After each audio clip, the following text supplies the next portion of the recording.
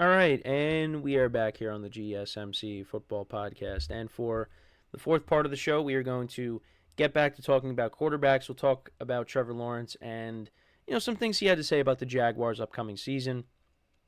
So he recently said the best days are definitely ahead of us, and this is talking on NFL Network. Speaking individually as well in my game, I think I'm far from playing my best football, and that's ahead of me. So I'm really excited about that. The Jaguars made a decent amount of moves this offseason, signed a couple of linemen, brought in Gabe Davis.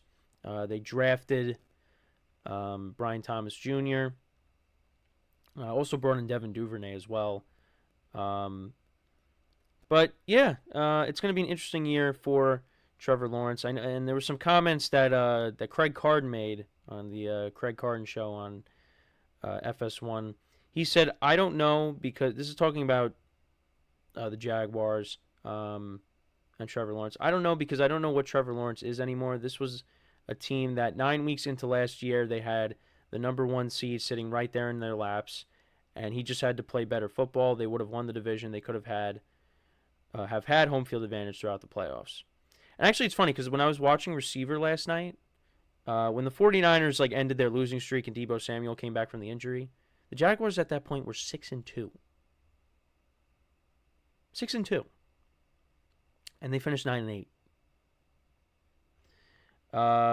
Carton also said C.J.Stroud happened with the Houston Texans, and the argument can no longer be made that Lawrence is the best quarterback in the division. He's not C.J.Stroud, or that the Jags are the best team in the division. They're not. The Texans are. This is some strong comments made there. This is a big year for Trevor Lawrence. But I would say the only thing I would argue is that Trevor Lawrence got banged up towards the end of the year. I think if he doesn't get hurt against the Bengals, I think they win that game. Shouldn't have played against the Browns. The Buccaneers game, that was brutal. I think he had 3 interceptions in that game. But yeah, if they just win against the Bengals, we're having a different conversation. They make the playoffs, but that didn't happen. They went on a tailspin of their own. You had them in the AFC, the Eagles collapsing in the NFC. Although the Eagles still made the playoffs, the Jaguars just flat out missed it. I mean, they lost to the Titans at the end of the year. Titans finished 6-11.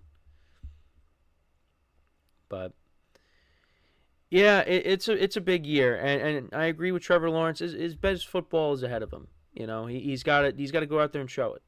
Play more like the Trevor Lawrence that went on a run towards the end of 2022 that led to a Jaguars playoff berth. That's what we got to see. But we got to see a better version of that. And we've talked about Trevor Lawrence before. From the hype around him as a prospect to now, it's kind of been a little disappointing. We're expecting more. And I feel like I'm on the positive side when it comes to Trevor Lawrence, and I feel like we will see that. But if we don't, that's a problem. If the Jags end up missing the playoffs, well, there's going to be changes. Well, they paid Trevor Lawrence. So whatever happens this year, Doug Peterson's going to be gone. Trent Baalke's going to be gone. But, yeah, I think the Jags, can bounce back. I feel like I'm positive with a lot of teams, but it's just the AFC is going to be very competitive. But it's going to be tougher for the Jags, because this is not, they were 8-3 at one point last year. You might not get out to that kind of start this year, and also, the teams in your division are going to be better. The Texans, yeah, they were ahead of schedule last year. Now, expectations are high for them, and they look like they're going to be a force in the AFC. You're playing against them. You got Anthony Richardson coming back with the Colts. Colts could be a sneaky good team this year with Anthony Richardson back with Jonathan Taylor for a full season. The Titans, look, I'm sorry, Titans, but I still look at you as the last place team in the division.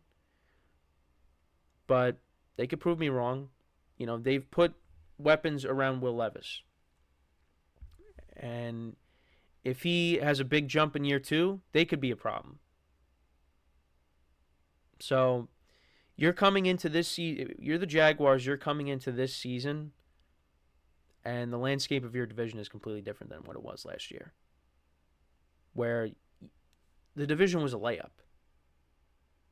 An easy layup. Now, I struggle with layups. So basically, the Jaguars are me trying to put up a layup. I mean, because I'm not really that good at basketball, but still, that was a layup. They were 8-3. They looked like they were going to win the division. They had the chance to get home field advantage, and they didn't get any of that. They missed the playoffs entirely. They still finished with the winning record. Same record that they finished with when they made the playoffs the year before, but didn't matter. Didn't matter. Instead, we had to see the Steelers and Mason Rudolph make the playoffs. At 10-7, the Steelers, after losing back-to-back games to the Cardinals and the Patriots, they made the playoffs over the Jaguars.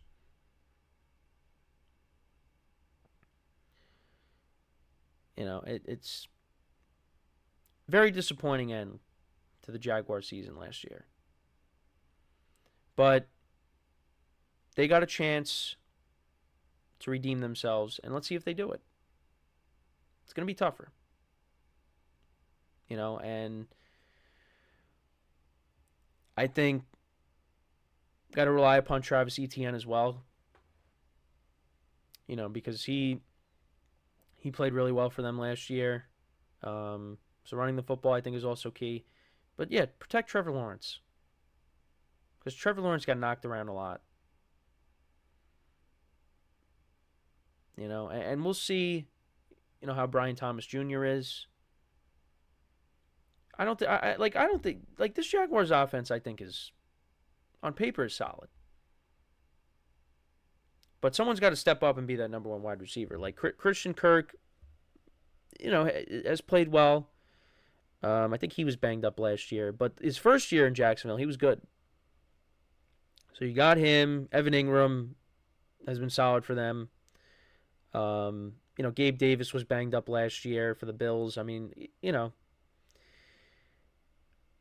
I think he's, you know, not a bad player to have. I mean, if he's like your number 3, although a lot of people expected him to do more, especially after the playoff game he had against the Chiefs a few years ago.